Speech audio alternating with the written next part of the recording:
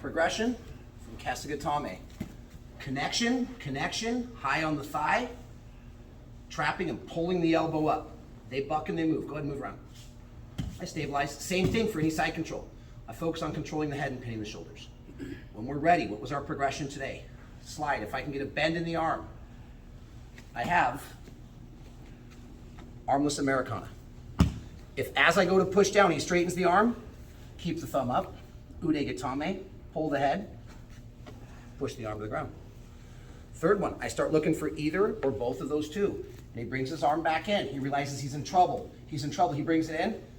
Lift, shift, drop, connect, skull to skull.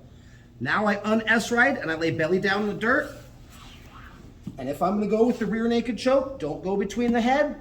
Grab my skull. I'm driving my skull into his skull. I'm dropping my shoulder under the chin, and I start to drive my weight, flex and squeeze, and I start to count to 7.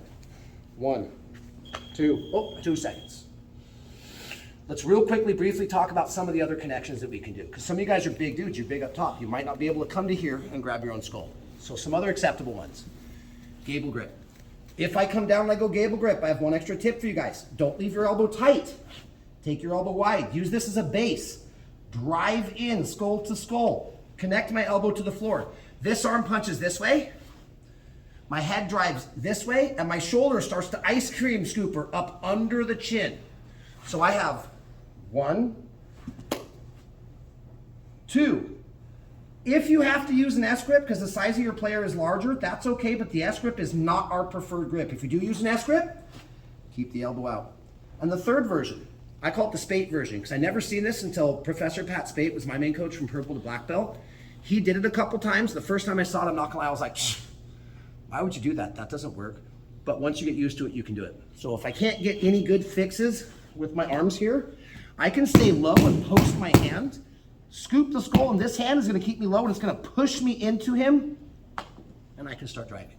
So I can finish Kesa Gatame one-handed. I just have to stick with the principles. This is dropping and cutting.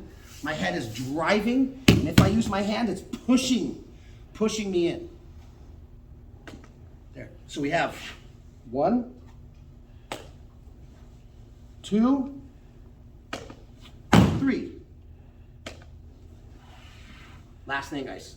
If you find you're gonna feel their jaw, if your shoulder is on top of their jaw, they might tap if you feel like their neck's gonna break. I need to do this scoop motion. I'll back my shoulder off, connect it to the sternum, and drive it up under the chin. Why?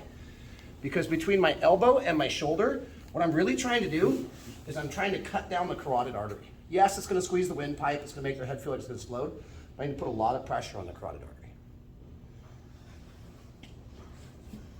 1, 2, he brings his arm in.